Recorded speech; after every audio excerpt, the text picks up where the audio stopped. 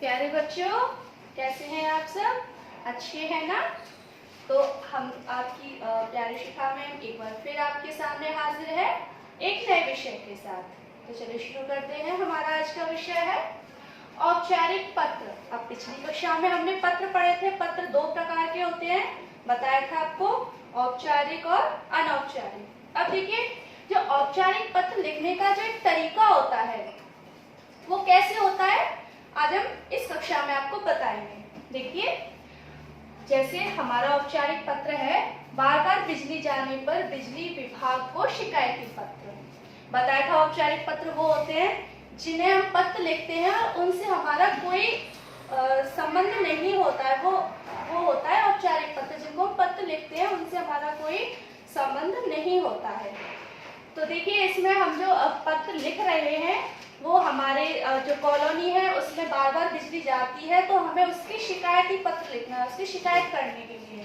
देखिए, जो आपका नोटबुक, जो आपकी नोटबुक होती है, कार्य पुस्तिका, ऐसी वहां पर एक लाइन होती है। उसके इस लाइन के इस साइड में आपको लिखना है सेवा में कार्यकारी अधिकारी दक्षिणांचल विद्युत वितरण निगम लिमिटेड, साइट सी, सिकंदरा, आगरा, 28-20-007। देखिए, ये है हम जिसको अपना शिकायती पत्र लिख रहे हैं, ये वहां का पता है।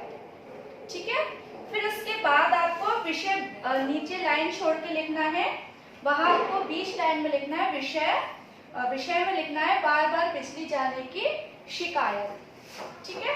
फिर इतना होने के बाद फिर आपको एक लाइन छोड़नी है, फिर लाइन के साइड से लिखना है मान्यवर सविनय निवेदन यह है कि, और आपको जो दिक्कत होती है अपने मोहल्ले में अपनी लाइट को लेकर, वो आपको ऐसे पूरा वहां पर लिखना है।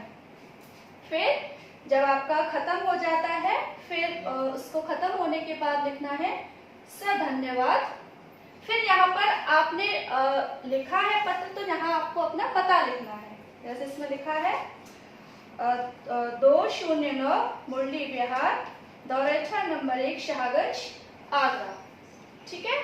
तो ऐसे ही आपको एक तो इस पत्र को पूरा करना है, और दूसरा है आपको अपने विद्यालय में अवकाश के लिए प्रार्थना पत्र लिखना है।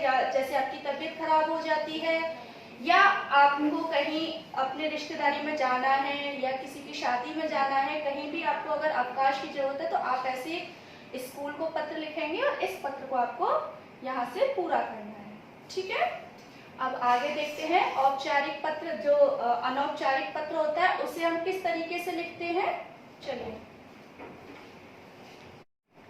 देखिए बच्चों। अनौपचारिक पत्र पिछली कक्षा में आपने पढ़ा था। अनौपचारिक पत्र क्या होते हैं?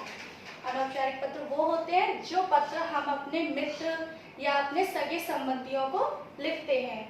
जो हमारे सगे संबंधी होते हैं उनको जो पत्र लिखते हैं वो कौन से होते हैं? अनौपचारिक पत्र। देखिए, जब हम पत्र लिखते हैं तो उसका एक तरीका होता है लिखने का। वो देखिए ऐसे होता है। यहाँ पर आपका विषय दिया है मित्र को जन्मदिन पर बधाई देते हुए पत्र।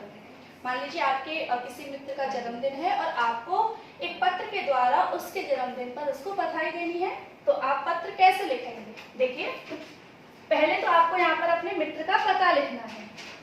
जैसे यहाँ पर लिखा हुआ है 23 सुभाष नगर, बोदला, आगरा, और दिनांक। जिस दिन आप उनको पत्र लिख रहे हो, यहाँ पर उस दिन की तारीख डालनी है आपको, है ना? अब ये तो मैंने आपको लिख के बता दिया है, लेकिन आपको यहाँ पर अपने मित्र का पता लिखना है जिन्हें आप पत्र लिख रहे हो। फिर यहाँ पर देखिए प्रिय आपका जो मित्र है जिसका जन्मदिन है और आप जिसको पत्र लिख रहे हो, उस मित्र का यहाँ पर नाम आएगा। ठीक है। फिर नाम लिखने के बाद यहाँ से जो आपकी लाइन होगी उसके नाम खत्म होने के नीचे से ही आपको पत्र लिखना शुरू करना है। बिल्कुल। और यहाँ का जो आगे की जो जगह है वो आपको खाली छोड़नी है, यहाँ से आपको पत्र लिखना शुरू करना है। फिर आप लिखते जाओगे तो आपकी अगर यहाँ पर लाइन खत्म हो रही है, जैसे यहाँ पर हो रही है, तो आप इसके बाद जो लिखोगे वो यहाँ से नहीं लिखोगे, फिर आप यहाँ आगे से शुरू करोगे उसको। ठीक है।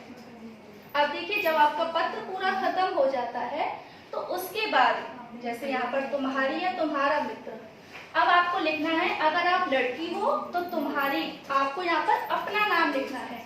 आप अपने मित्र को ही तो पत्र लिख रहे हो, तो यहाँ पर तो आपने लिखा मित्र का नाम। अब आप लिख रहे हो तो अगर लड़की हो तो तुम्हारे और अपना नाम लिखना है इधर, और अगर आप लड़के हो तो तुम्हारा मित्र और यहाँ पर आपको अपना नाम लिखना है। तुम्हारी मित्र लड़की है तो तुम्हारे मित्र अपना नाम, और अगर लड़का हो तो तुम्हारा मित्र अपना नाम। ठीक है।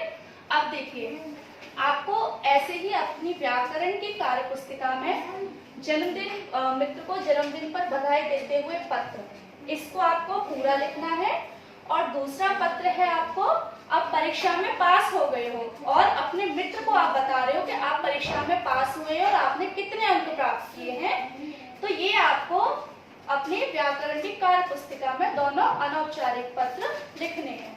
ठीक है।